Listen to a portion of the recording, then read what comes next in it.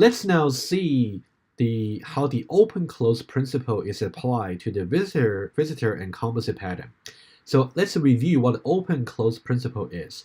Open-close principle simply means, so given any architecture of your system, so you can always develop decouple the system into two parts. One is open, the other one is closed. Open part is always open for extension, and the closed part should be always closed for modification. Okay, so now in the case of the visitor pattern, so this is how it should be how it should be designed. The open part should be the extension for the operation. So which means for the visitor here, every time if you just want to support a new operation, you can just add a new class over here. For example, code generator over here. Okay, I'll demonstrate it to you using iFlow Studio. On the other hand, what's really close for this pattern here is the structure that the visitor is visiting through. In this case, if let's say you are trying to add a new structure components over here, let's say subtraction. In this case, you're adding a new subclass under expression over here. However, you can imagine that you also need to add a new visit subtraction over here under visitor. So what's the consequence of that? That means for every operation that you're already supporting, you have to modify in multiple places to support that visit subtraction feature. So that violates the single choice principle. Okay, this is why we say for the visitor pattern, it is really crucial for you to notice that if you find that it's way too often for you to touch this closed part over here, which is the structure that you're trying to visit over. If you way too often you have to modify this part here, then visit pattern is not the way to go. On the other hand, if you find that you always just want to support a new operation on the very stable language structure over here, then in that case, visitor pattern is the way to go. Okay, let me illustrate that to you very quickly on iFlow Studio. Let's go to iFlow Studio over here, and that's our project. I want to show you also one more thing first. And you can, even though we have asked you to really generate your bound diagram, the bound architecture diagram for your design, you can always try to get an idea how the classes in your design are related to each other using iFlow Studio.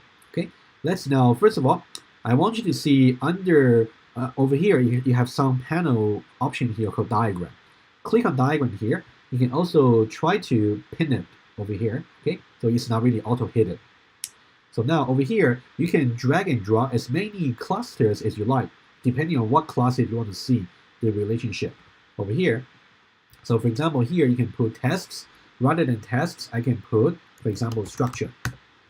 Okay, so now I got both structure over here and also operation.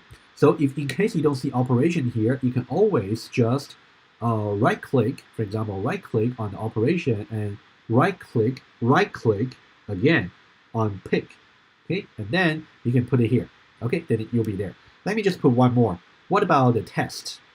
Okay, I can also put the test over here, right click, pick, right click, and then put it here. Okay, so now we got the three cluster over here. You can just organize your diagram a little bit using your mouse. But let's say I just want to show you something quickly. Okay, you can see that you got different options over here. You got client supplier, you got also inheritance. You can choose to either show them or not to show them. Okay, so now in this case, you can see that we got client supplier, we got inheritance all over, but you can also choose to hide them as well. Okay, you can play with the diagram and see some draft of your architecture design, and then you can convert that into a much more professional looking diagram in io.draw. Okay, or whatever diagram tool you're using. Okay, that's just an aside. Now, let's hide it, and now let's illustrate the open-close principle for the visitor pattern. Let's see how we can violate the single choice principle. If, remember for the visitor pattern, the open part is the operations, and the closed part is the structure. Now under structure over here, if we are trying to touch this closed part, then we will violate the single choice principle. Let's see why. Let's say I'm trying to add a new class over here called subtraction. Over here, and subtraction is, and it's going to inherit the expression. And of course, we gotta support the accept feature, right? and then we can say accept over here, and then we can say v of type visitor.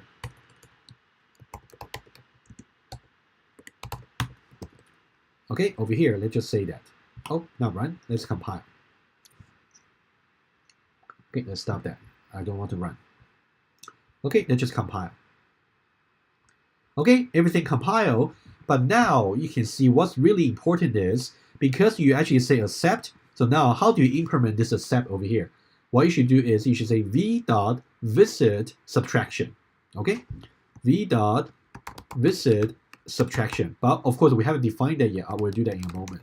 Visit subtraction, and then over here, also you can see current, just similar to how you define the accept in addition and also in constant.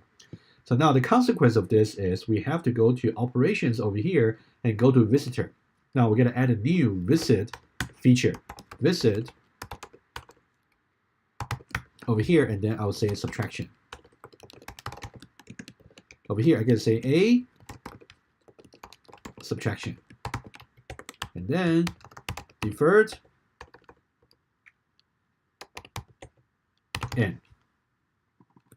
Let's see after this, let's see what's going to be the case. Okay.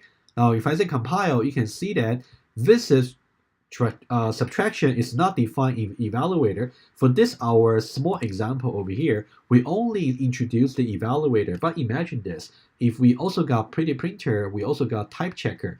In this case, every one of them has to implement this new visit subtraction feature in 3 different places. So that violates the single choice principle. Okay, now, so hopefully you see the point.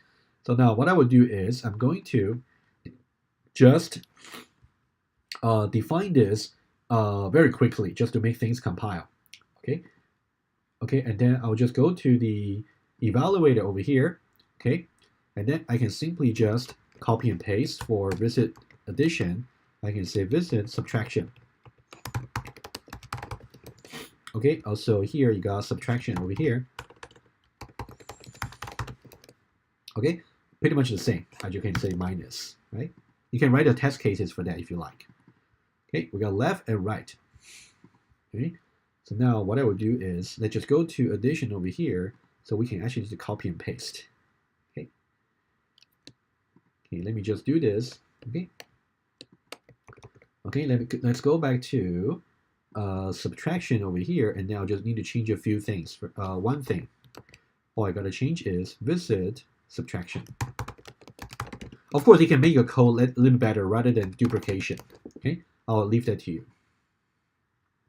Okay, everything compile. Okay, so what we just illustrated was if you try to add a new class under expression, so that means for every descendant classes for the visitor, you have to define the visit, for example, visit a subtraction for every one of them. So that violates the single choice principle because you're touching the closed part.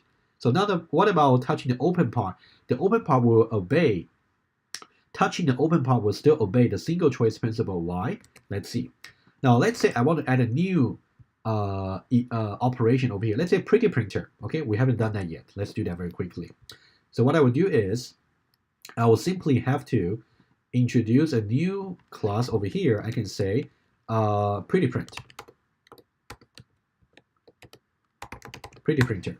Okay, so now pretty printer here should be it should inherit over here visitor.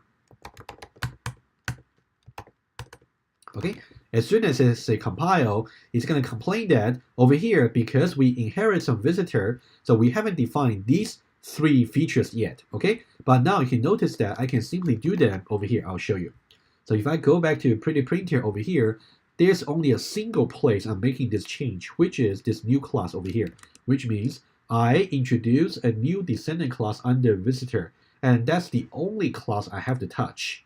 Okay, that still obeys the single choice principle. So I can just paste that over here, and then I can say do n, okay, do n, and also do n. Okay, as if I try to compile, it compiles. Okay, I'll leave the implementation for pretty printer to you. Okay, that'll be an exercise for you. Okay, so now hopefully you will see that the open close principle If you're trying to touch the close part, in this case, you will violate the single choice principle. If you try to touch the open part, you will still obey the single choice principle. Okay, that's really important to notice.